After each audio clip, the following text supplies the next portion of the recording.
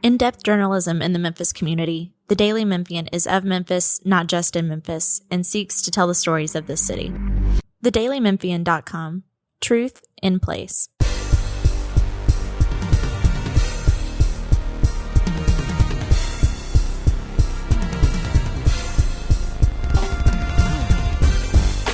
All right, what's up, y'all? Welcome to the Daily Memphian's Tigers podcast. I'm Parthu Padhyay, the Tigers basketball beat writer here at the Daily Memphian.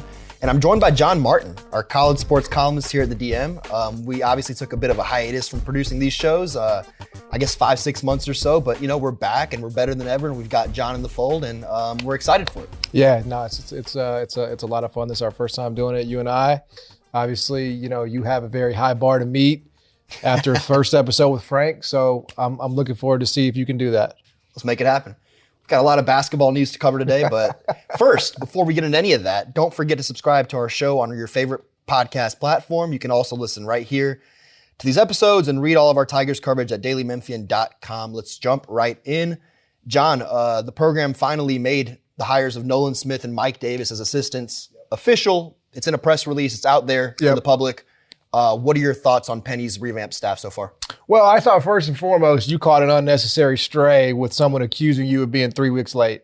Exactly. I mean, folks, there's a process to this, all right? There is. Has to be onboarded, has to get through HR, has to be approved. You know, you were not reporting it as though we learned of it yesterday. No, you are just reporting it is now official with an announcement and statements Yes. from everybody involved. So I did see that, and I thought it was a very unfortunate and unnecessary and unfair stray that you caught there. I was about to come at that man's rap career, but, you know, I left that off the internet. I'll chill out for you. a minute. You didn't choose the violence that day. I didn't have time. One day I will have time.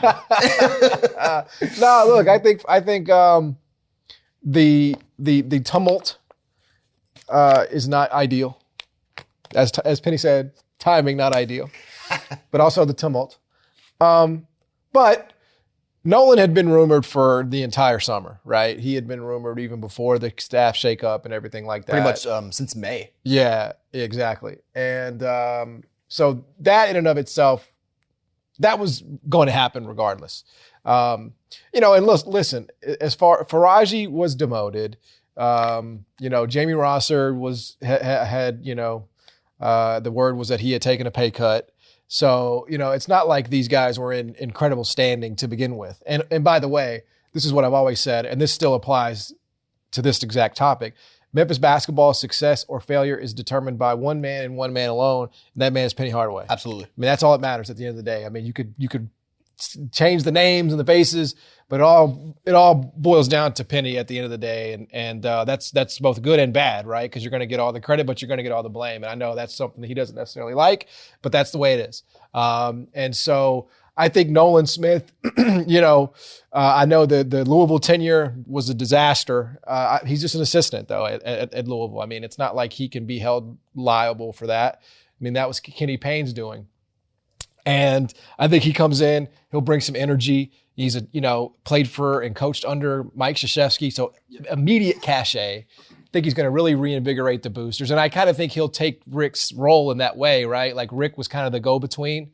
Absolutely. And I think the outward facing, the liaison. Exactly. Yes, exactly. Yes. So I think Nolan assumes that role, and I think he'll do it very well. I mean, he's a young, energetic guy. You know, I remember really coming to know him and being aware of him as a coach during June 2020, Black Lives Matter protests, George Floyd. He was at the forefront for Duke. And I think that was an eye-opener for a lot of people in terms of, oh, man, Nolan's in the college game and he has something to say and he has a voice and he's willing to use it. And I think that's definitely a skill that he will apply at Memphis. And Mike Davis has been around, man. He's been everywhere. I mean, he's a veteran. He's been inside that bubble in Indiana. Yep. Right. He's coached at UAB, so he knows Memphis, and he's coached at some other programs as well. So I think the staff is, for the timing of everything, probably as good as you could hope for. Wouldn't you agree? No, I would. I mean, if you were to tell anybody, regardless of what program they root for, hey, your team staff, the lead assistant and other guys are gonna, be shown the door in September. Yeah. About a month from the first exhibition. Right. But you'll have a revamped staff of, like you said, names like Mike Davis and Nolan Smith and others. Like, yep. it's hard to ask for much better at this stage in the game. Obviously, Mike Davis had been in the fold since June. Nolan Smith was rumored since April or May, whatever it was. Yeah. So these things were going to happen, going to come to fruition anyway. But I think Nolan Smith in particular, man, this is a guy who's 36 years old, still has some juice. Yep. One of the key quotes in the press release was Penny saying that, and I'm paraphrasing here, but the players are going to love to be in the gym with Nolan. Sure. Nolan will be on the court showing them the way. Yep. Kind of like a Joey Dorsey, right? A couple years ago, and you saw what that did. Yeah. In terms of communicating with the guys and being that middleman between Penny Hardaway, the head coach, and also the players. Exactly. I think Nolan's going to fulfill that role well. Yeah, I mean, I don't think anybody will probably remember watching him play. I remember watching him play. I mean, I grew up in Raleigh, North Carolina. Well, you're not. Yeah, well, I guess everybody on this team is 25. So, maybe they do 27. remember. Okay, yeah. So maybe they will remember a little bit, of watching Nolan play. I remember rooting against him. I grew up a Certainly, diehard North Carolina fan, I think hated Duke as a child. To be as gushing about Nolan, knowing your Tar Heel ties. Well, I texted him is amazing. After some of this stuff got finalized and was like, "Hey, man, I'm a Tar Heel, but I'm excited to have you in town here and looking forward to and working with did you." He respond to the text? He did hit me back. Okay. Yes, that was definitely important. But absolutely, yeah. No, I think it's look, this is a critical year, and we'll get to the non-conference slate and some other things, Pac-12, right? But as I said earlier, you can bring in Nolan, you can ship out Rick. I mean, the reality is that this is a year about Penny, and it's a year where he really has to show, in year 7 that, all right, last year was a complete anomaly. I unfortunately probably got a little greedy with Naquan Tomlin in the middle of the year, and it ruined everything. It's greedy overall with talent. Right, exactly. And less evaluation of character and fit personality-wise, yeah. Because, if they do go to the tournament this season, you can credibly say that. I mean, that would be 3 tournaments in 4 years. Yeah. With one that was absolutely disastrous. On track. But on track is what I'm saying. Yes, on track, 15-2. Basically a 99.9% chance to make the tournament. Not just make it, but be a top 5, top 6 seed. Absolutely. And then it all went to hell. But, point is, you're trying to sell your fan base. You're trying to be able to say, there's some sustainability here. I've learned some things because, he loves to remind us how new he is, right? So let's say 6 years in. 6 years in, you're still learning, which look, we all should. I mean, we you can never know everything. Can't. I mean, that's just the truth of it. But let's be able to point back at last year as a lesson, and we learned from that lesson, and now we've gotten back to the tournament, and the thing is moving again. Because right now, it's a train that has, for one reason or another, and I see this quite a bit, in my it's neck off of the the woods. tracks, right? Well, it's on the tracks, but it's just not moving. It's just standing there. It's just idle, So let's get the wheels moving again, right? So that we can get traffic going. So you would not say the train has come off the tracks? No. It would come off the tracks if they missed the tournament this year, though. 100%. But right now, it is simply not moving. But I think your point's absolutely right. Like, we talked about Nolan Smith, but Mike Davis, let's just group these guys in one bubble, right? Mike Davis, Rick Stansberry, Larry Brown, Frank Haith. Those are all guys who were veterans before they got here, longtime head coaches, accomplished, been to the NCAA tournament. Larry Brown, obviously one of the greatest basketball minds of all time. But you can get freaking, John Wooden in here. Like, is it going to matter? Is Penny going to be receptive? And is he going to be able to work with these guys That's exactly right. to accomplish one common goal? That's and I think maybe that he's more susceptible or liable to do that with some than others. I mean, I don't know. I think that's the interesting thing. But, that has been the rap. Yes. That, coaches have come in here and they have found that, Penny is not exactly, the sounding board where you can, it's just kind of go in one ear and out the other. That's been the rap, fair or not. I mean, that's been the rap. So, but you know what? Here's what I would say. He is the head coach. And ultimately, it's his, his name on the line. So he should do what he believes is best, regardless of what advice somebody has. Because everybody always has advice, right? For sure. Everybody always has, a suggestion or a recommendation. In the end, though, I don't blame him for this, even if it hasn't worked out. you got to do with what your heart and your mind is telling you to do at the end of the day. And you would just hope that evolves, right? Like what he deems to be best, you would hope that grows, evolves, and you would hope that he's willing to take an input in order for that to grow and evolve. Because, hey, maybe I didn't last time and I should have. And, it didn't, I didn't get the results I was looking for. So, but, one thing he has done and continued to do, which I think is mastery, is these very difficult non-conference schedules. No doubt. This is now 2 years in a row. And this one is even tougher. This one is even tougher than last year because, you have the defending reigning national champions in Maui. You have these 2 exhibition games against North Carolina. Well, maybe that one's not so tough, but Alabama certainly is. Alabama is my number 1 team in America. I think they're number 1. I know most people have them 2. You're being serious. I'm being totally serious. I think they're better than Kansas. The defensive questions, whatever you want to. Don't care. I got you. I think they're number 1. A lot of folks have Kansas. They played UConn harder than anybody in the tournament. They did. I mean, and it was tied in the second half, right? Before UConn once again opened it up on them. But I think with everything they have coming back, they went out and they got Chris Youngblood from USF, who, obviously gave Memphis fits. They got big man, Cliff. Amarui. Is that how you pronounce it? Yep. Amarui, okay. Yeah. I mean, you got to know if I say it, it's exactly how it's going to be pronounced. I mean, I'm a pro, Parth. I mean, what are we doing here with these conditions? It's unbelievable. But I do think just on that point, that is one area where I actually am proud of Penny. 1,000%. He grasped it and he's continuing to hit it year after year. I mean, just look at it, right? Like they've got 13 non-conference opponents. Obviously, 11 are known because you don't know the second and third games of the Maui. Right. But out of those 11, in Bar Torvik's projections for 2024-2025 season, 4 of those opponents are inside the top 50 of Bar Torvik's metrics. Excuse me.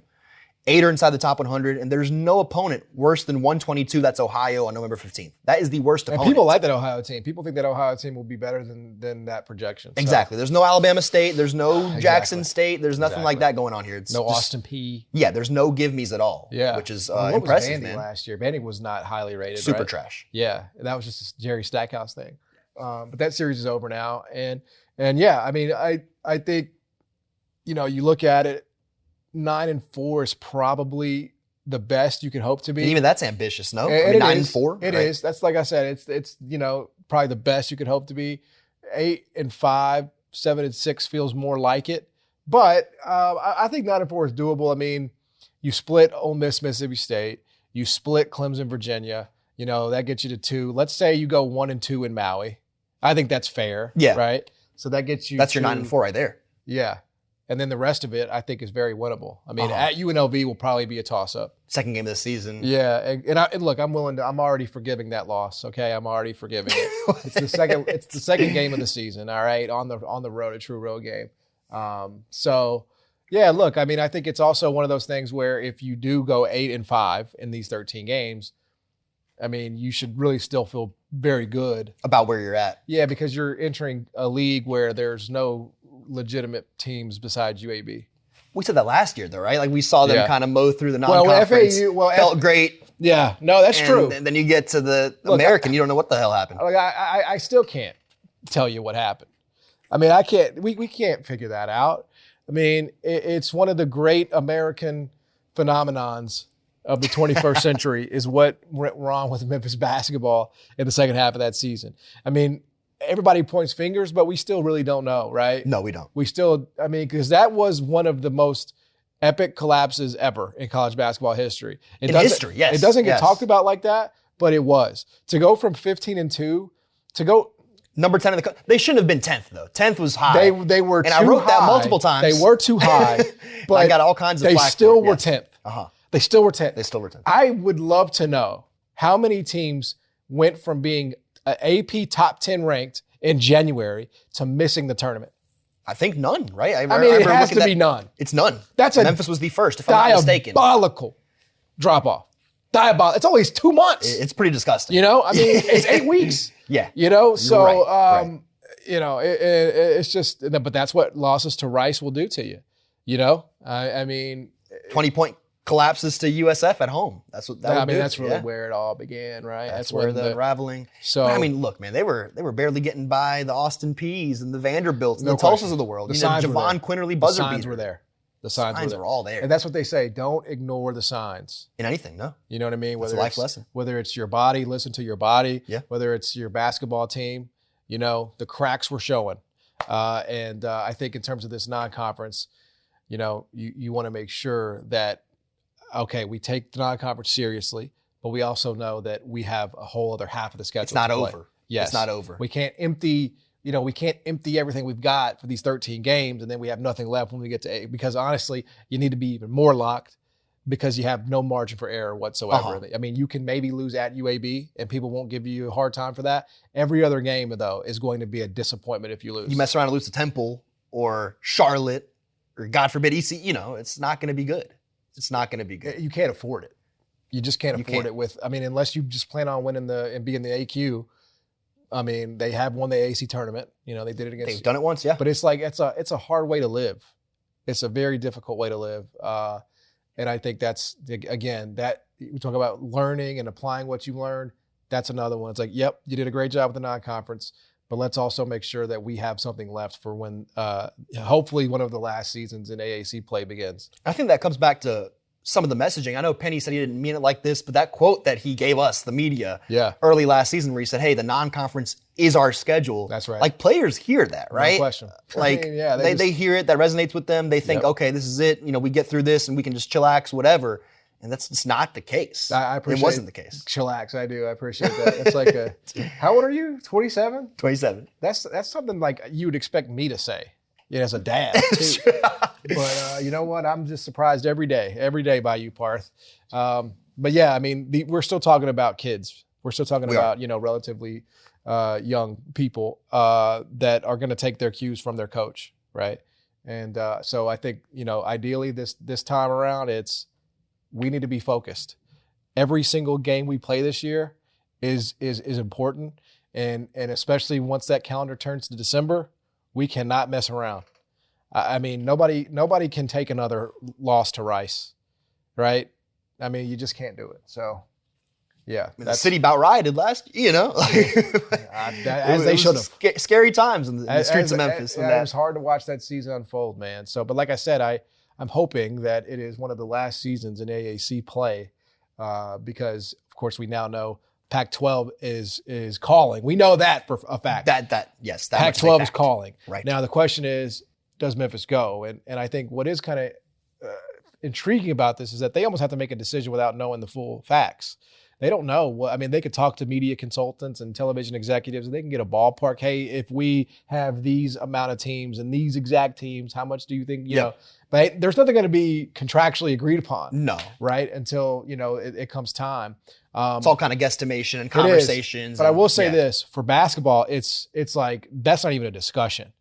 It's not even a discussion because Boise State tournament team last year, Colorado State tournament team last year. San Diego State national title game 2 years ago. Oregon State is down, but they did make an Elite Eight 3 years ago. I feel like I'm missing somebody. Washington State tournament team last year. And what if they won a game against Drake? I believe they did. Yeah. So then they go get perhaps nothing set in stone at all here, but Gonzaga and St. Mary's as basketball only members. And nobody's shooting that down. Nobody is. So I think that in and of itself is kind of promising. So. I don't know where you're at on it. I mean, I know we've had opposing columns, from both Jeff and Tim. Where do you come down? Yeah, my views changed, and this stuff's happened so fast, and my viewpoints changed quickly as well. But initially, I'm like, this is not what Memphis has worked for. This is not what they've been waiting for 20 years to get into a non-power league, because that's what it would be, right? We can assume the new Pac-12 is not going to be among the elite. It's not going to be. That's right.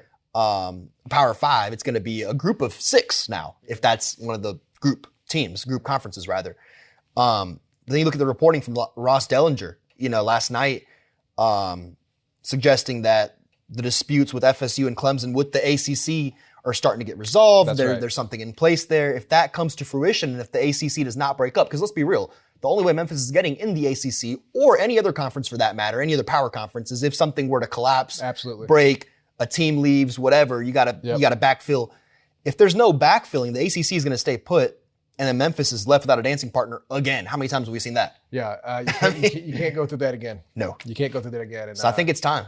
Yeah, I do too. And I would also, when it came to that argument, like this whole idea of wanting to wait for this ravaged ACC, what's so great about that? Well, I mean, how ravaged would it be? Well, North Carolina ain't staying.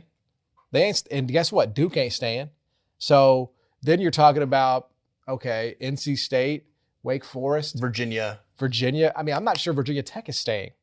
I'm sure the Big 12 might be interested in them if they're, if this whole thing is open for people to come in and poach. Yeah. Yeah. I mean, honestly, I think you're really dealing with the scraps with the ACC, which I would argue is not materially different than what you've got in front of you with the six-pack, Pac-12, whatever you want to call 100%. it. I mean, I'd say it's very comparable. And, yes, the travel would be a little easier, but folks, it's 2024. We got remote learning. We got remote learning. Is anybody even going to class? That might be a transition to our next subject. Yeah, I guess that's what crazy. I guess that's what the NCAA is asking, right? Those are the questions right now. Yeah. All right, I guess that's all the time we have to talk about Tigers hoops today. I'm going to pass it off to my colleague, Frank Bonner, to chat about some Tigers football. All right, this is Frank Bonner, Memphis football beat writer. We about to kick it over, talk a little football with John. And John, just for starters, man, what you think about that Florida State game? I mean, we talked about it last week. I obviously was pretty stunned with just how it all played out and how, dominant Memphis was. I mean, they came out, forced a turnover on the first drive, and it was just pretty much all she wrote. Memphis controlled it. And what's amazing in particular about that game, Frank, and again, you were there, so you saw it up close. I mean, the fact that it just never felt like Memphis was going to lose. Like there was never any point after that first fumble from Florida State that Memphis was going to lose that game. Yeah, I heard didn't you put some money on Memphis at halftime? I did. I sure did. I bet Memphis -6.5 at half. Because I'm like, yo, they're getting the ball. Like, what are we doing here? Like, they're getting 3.5 at the half. That is not right. With the way that team was playing, and how bad Florida State looked. So I thought just top to bottom, I know it's not the best team that Silverfield has ever beaten, but I think it was definitely his best win, just in terms of the way it all shook out. Just how dominant they were, bro. That was not bells and whistles. We're gonna trick you. We got the Statue of Liberty play. We're gonna pull out. Like that was just line up, and we're gonna beat you. And that's exactly what happened. And so I think when you take that into consideration, that there were no frills, there were no gimmicks. This was just Memphis football going down to Tallahassee and knocking the teeth out of Florida State. I just don't think it gets any better than that, bro. And I'll say this though, there were times in the past where when Memphis is trying to protect a lead, the defense will go into this like prevent defense mode and give all this cushion. Jordan Hankins wasn't having none of that. Nope. I mean, he was bringing the pressure. I think that was probably the biggest takeaway from the defense toward the end of that game, is just how many times he pressured, 6 guys in a passing situation. And Hankins was like, we're not going to lose, letting them chip us away at the end of the game. And so I think that was a masterful defensive plan by first-year coordinator Jordan Hankins. Yeah, I thought it was his welcome to the Power Four moment. I mean, I would be amazed if he's here next year. I think that a defensive coordinator with that kind of talent, and like you said, even at the end of the game, you wanted Memphis to kind of play back a little bit. Dude, they were still sending 5. On that last drive. I mean, it was like, whoa, this guy's kind of a maniac. but you know what? That's him. He kind of stared the Florida State offense in the face, and he won the staring contest in the fourth quarter.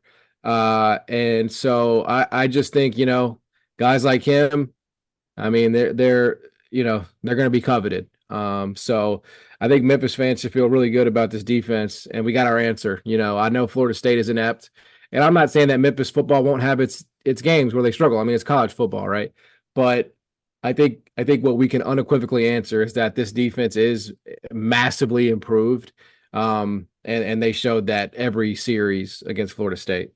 Yeah, and the offense is going to also score more than 20 points in games moving forward, right? So if we're looking at the big picture here, what do you think that win does for Memphis in what they have on the table?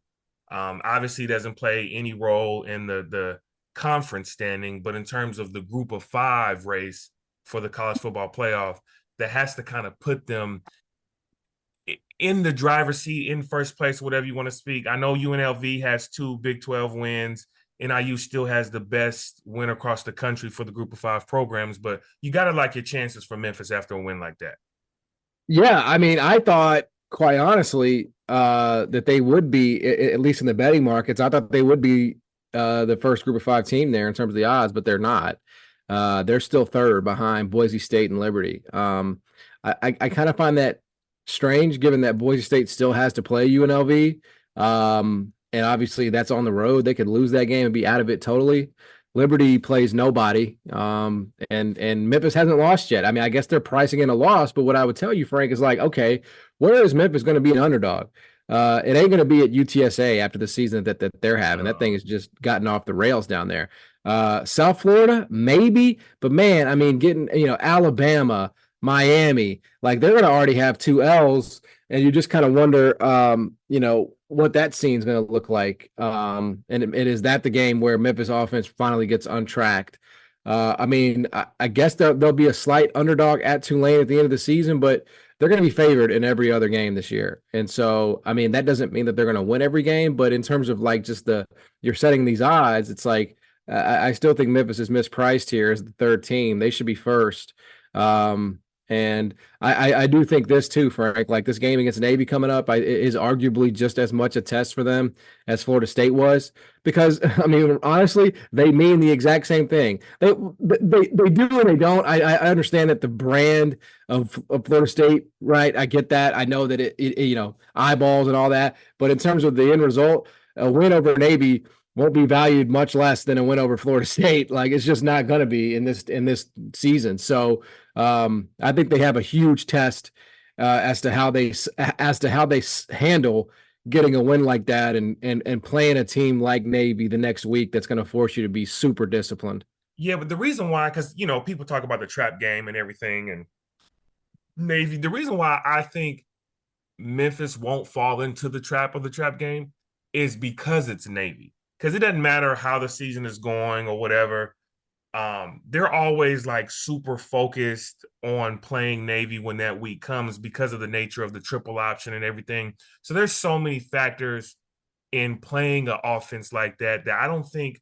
Now, if they were playing Charlotte or something, obviously, well, not Charlotte, but if they were playing some other team that wasn't Navy, like North Texas or something. Yeah, North Texas maybe. But because it's Navy, you already know you have to be on your heels.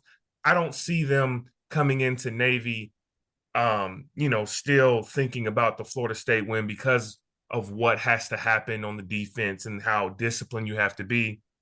I think Memphis will be fine. I'm not sitting here saying that they're going to win by 40 or whatever, but I do think the end result is going to be a W nonetheless.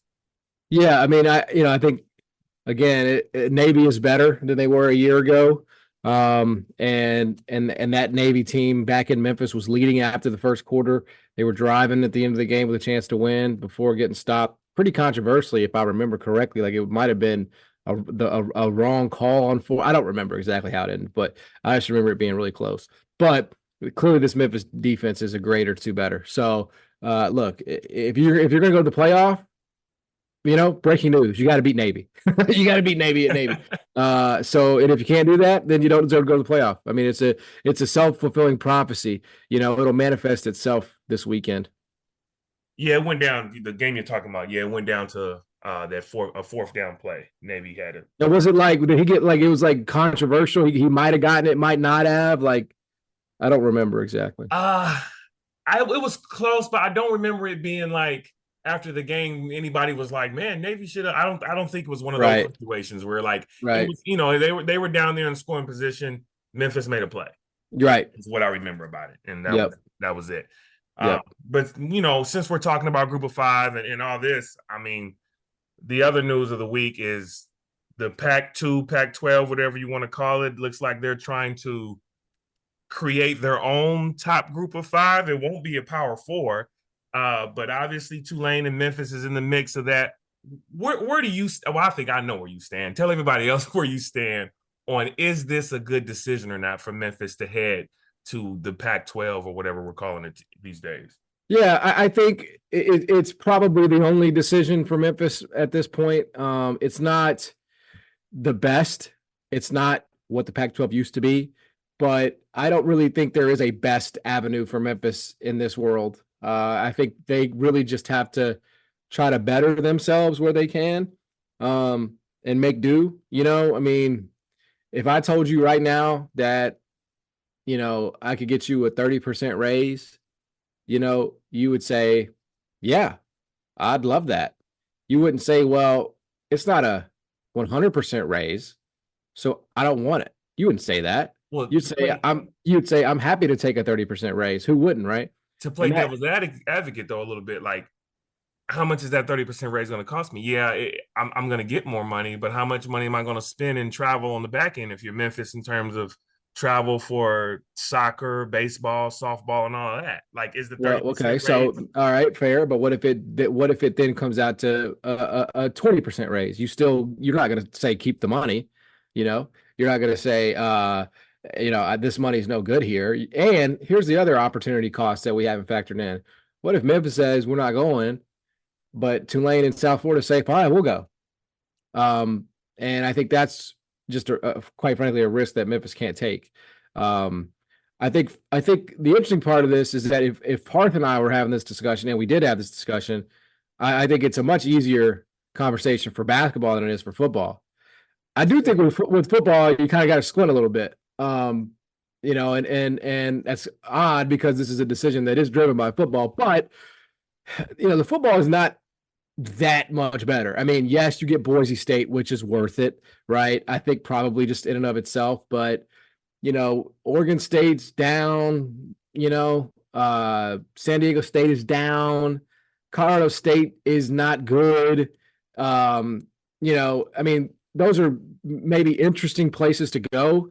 And maybe those programs can be good. San Diego State has been in the past. Oregon State has been in the past, but we're just sort of talking about the here and now. I think you start talking about football, it's more of a work in progress. However, if you bring Tulane and they add like a UNLV or something like that, then I think there's enough there to justify it. But I would really just make the move for basketball alone. I just think the basketball league is in such shambles that you have to do something. And football is not the difference is not as great in football, but I think, again, when you consider basketball in it, and the football has a chance with Boise State and Tulane and Memphis, like, okay, that's another opponent. Whereas like Memphis is, we and the home schedule is pathetic. It's just pitiful. There's not a single game this year on the home schedule to get excited about. Whereas, but I'll say like on the Pac-12, I agree with you. Like the floor obviously raises significantly, I think, going over it.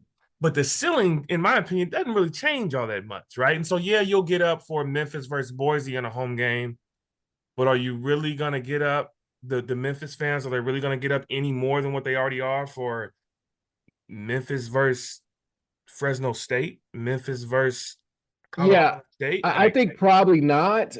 I think probably not there. But what I would say is that at least you can eliminate the competition for this spot in the playoff. If Memphis, Tulane go over to the Pac-12 with Boise State, and we'll see if they add a ninth. The reports are they want to add a ninth, and that might be UNLV. I mean, you start talking about Boise State, Memphis, Tulane, UNLV, Washington State, Oregon State, if they ever get it figured out. That one of those 6 teams is playing in the playoff every single year. Like, just there's no doubt about it. I mean, it's going to be the highest. That's going to be the highest rated conference. One of those teams is going to be the highest ranked conference champion. Every single year. I mean, you could. There's nobody that's going to be left. I mean, the American is basically going to be Air Force, Navy, Army, East Carolina. I mean, they just become a non-factor completely. So what you do eliminate is that, because right now Memphis is competing with the Mountain West, right? They're competing with Boise State. They're competing with UNLV. Whereas if they were in the same league, they'd at least have a chance to decide that on the field against each other. And I like that. I like having the chance for Memphis to decide their spot in the playoff against that team, as opposed to hoping that another team, can knock them off. Right. That's what you would eliminate by going to the Pac-12. That league would undeniably get a spot every single year. Yeah, and I do agree with your point that the decision the decision for Memphis, their hand may be forced, because if Tulane and USF are saying that, hey, we're leaving whether you come or not, Memphis doesn't want to be left behind in what would then be an even more watered down AAC. Yep. I do think that it becomes more of a decision if Tulane and USF are like, well, we're not leaving unless Memphis leaves, and then Memphis actually does have a decision to make. Yeah. I think what makes it tough for those schools is like making this jump without knowing what the television deal is going to be. I mean, you can get assurances verbally, but I mean, until there's pen to paper, I mean, this is kind of unprecedented. I mean, when these teams make jumps, the conference exists and there's a television deal in place. This is all sort of fugazi right now, right? Fugazi. It's all hypothetical. So you're kind of jumping and trusting, the words here of failed conference. So that's not lost on me. But I mean, I don't think the AAC is in some amazing place either. I mean, it's, because if they were, they would have jumped first. They would have gone out and gotten Boise State. I don't know why they didn't. And they didn't, I mean, if they would have done that, Frank, man, this would be obvious, right? Like, American Athletic Conference can span all geographies. It's American. It's all over the United States. But the American couldn't do what the Pac-12 did, which is pay those exit fees, because the American's not in a great place either. So, I think that's the other consideration Memphis has to make. Now, is there a world where, in terms of like a TV deal, where you can, if you're the Pac-12, hedge your bets and go to the table and say, look, these are the teams that we're trying to get. Yeah. If we get those teams, what would be the deal so we can go and tell them? I think those are the conversations that are happening tonight. Question is like, if you're Memphis, like, can you buy that? Can you believe, I don't know. That's not binding legally. What if they say, well, we thought it would be this, but we're going to actually just offer you this. And what choice do you have? You have to take it. So now there could be more competition. I mean, I think that's obviously what makes this viable. Like, you could have CW, you could have Apple, you could have the ESPN direct to consumer that launches in 2025. ESPN itself might be interested in it. You just don't know. And nobody's talking right now on that front. But somebody somewhere must have an idea. And if Memphis goes, you can rest assured that they have been given some kind of indication that their media deal or the tournament units or the playoff revenue or what have you is going to make this a significantly better option. Yeah, it's a lot to discuss and talk about for sure. We could probably go on for about 2 hours just going through the nuances of it. Yep. For folks who want to continue reading about it, we had some pretty good columns written. Tim Buckley and Jeff Calkins kind of wrote their opposing arguments for the decision. If you haven't read it, I think you should go check it out. Anybody looking to continue to follow Memphis football can follow me on Twitter at Frank_Bonner2. John, go ahead and let them know where they can catch you at. Yeah, John Martin 929. And of course, I'm up at dailymemphian.com, and you can listen to me weekdays on 92.9 from 11 to 2. Yes, sir. Appreciate y'all for listening. We'll be back at it next week.